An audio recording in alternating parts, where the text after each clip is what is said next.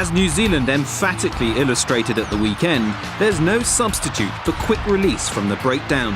The ability to move the ball at speed from the contact area creates an irresistible momentum from which to breach an overstretched defence.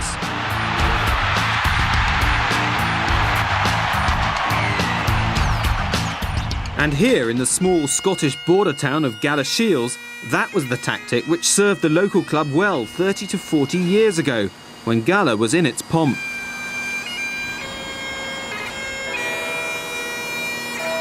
Mindful of those halcyon days, one enterprising coach here has invented a piece of kit that's attracting the attention of the rugby world, the Collision King.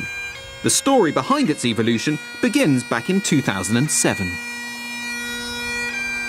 4 years ago, Rugby World Cup, after the World Cup you sit down and you think as a coach, where's the game going to go?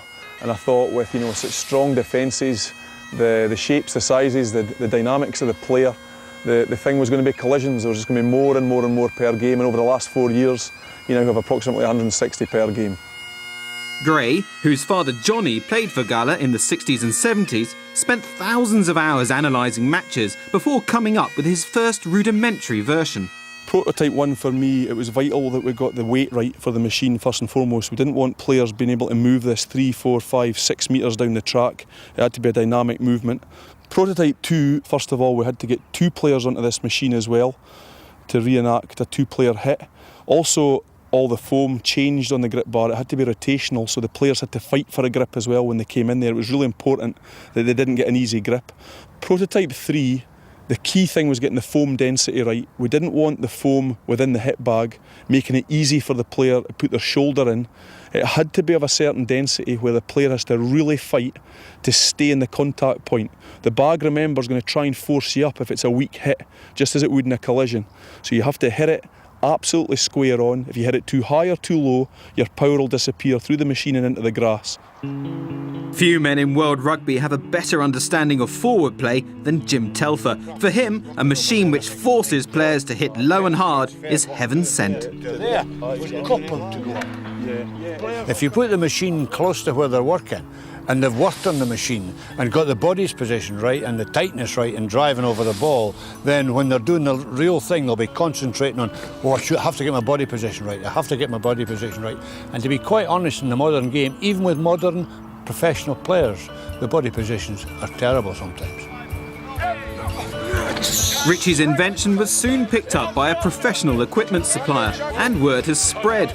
Scotland were using it when we filmed with them recently at their World Cup training camp. This is the whole reason why we've got to build this up. Right, Dougie? Yeah. Right, he's able to turn you there. You've got to be stronger through your core to take him out. Meanwhile, 400 miles or so to the south at England's headquarters, front row forwards Lee Mears and Alex Corbisiero were putting the Collision King to the test under the critical eye of forwards coach Graham Roundtree. Yeah, so you want my head in there? Yeah, just try and use an arm as well.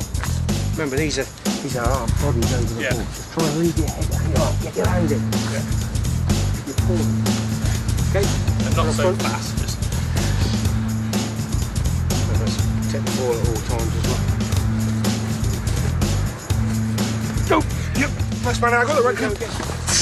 Stay tight, look up, keep going. Stay straight. Keep this distance tight all the time. Good, let's do it again. The contact area is the game. You dominate that area, you usually win the game. And clearing bodies out of that breakdown is vital. But clearing them out in a good position and not giving a penalty away for flopping off a feet is vital to us to produce good ball. And I see it as a good bit of kit to actually have to move it. Ready? Go!